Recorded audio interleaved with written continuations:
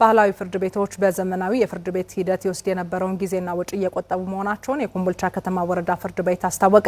ፍርድ ቤቱ በከተማው በሚገኙ ቀበሌዎች ለተዋቀሩ የባህል ፍርድ ቤት ዳኞችና ጸሐፊዎች የስራ ማስጀመሪያ መርሃ ግብር አካሂዷል። በዚህ ጉዳይ ላይ ደግሞ ተጨማሪ መረጃ ልታጋራን ዘጋቢያችን ፊኒክስ ሀየሎም በቀጥታ የስልክ መስመራችን ላይ ትገኛለች። ፊኒክስ እንደምን ውለሻል? በጉዳዩ ላይ ያለሽን መረጃ መቀጠል ትችያለሽ። እጅግ በጣም አመሰግናለሁ። የኮምቦልቻ ከተማ ወረዳ ፍርድ ቤት ከተማ የባህል ፍርድ ቤት ዳኞችና ጸሐፊዎች የስልጠናና የስራ ማስጀመሪያ መርሃ ግብር ነው በኮምቦልቻ ከተማ ያካሄደው። በመርሃ ግብሩ የተሳተፉት የባህላዊ ፍርድ ቤት ሰብሳቢ ዳኞች በበኩላቸው መንግስት ለባህል ፍርድ ቤቶች ትኩረት ሰጥቶ መስራቱ ማህበረሰቡ ትክክለኛ የዳኝነት ስርዓትን በአቅራቢያው እንዲያገኝ ያደርጋልን ብለዋል። ዳኝነቱን ለማካሄድ የተመረጡት ሰዎችም ማህበረሰቡ አምኖባቸው የተመረጡ መሆናቸው ግጭትን በመፍታትና እርቅ በማውረድ ረገድ ተገቢውን አገልግሎት ለማህበረሰቡ መስጠት እንደሚያስችል ነው የስልጠናው ተሳታፊዎች ያነሱት።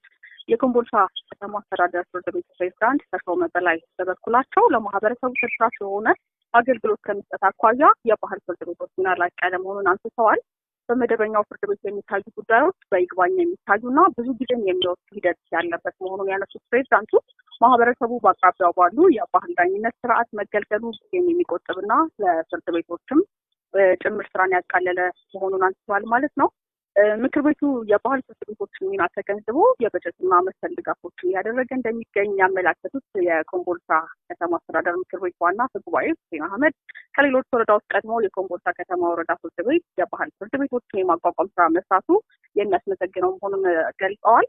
በመድረኩ ተገኝተው ንግግር ያደረጉት የደቡብ ወሎ ዞን ከፍተኛ ፍርድ ቤት ፕሬዝዳንት ትዕግስት ዳኛቸው በወረዳው ባሉ 247 ቀበሌዎች ላይ የባህላዊ ዳኞች ምርጫ መካሄዱን ነው የገለጹት።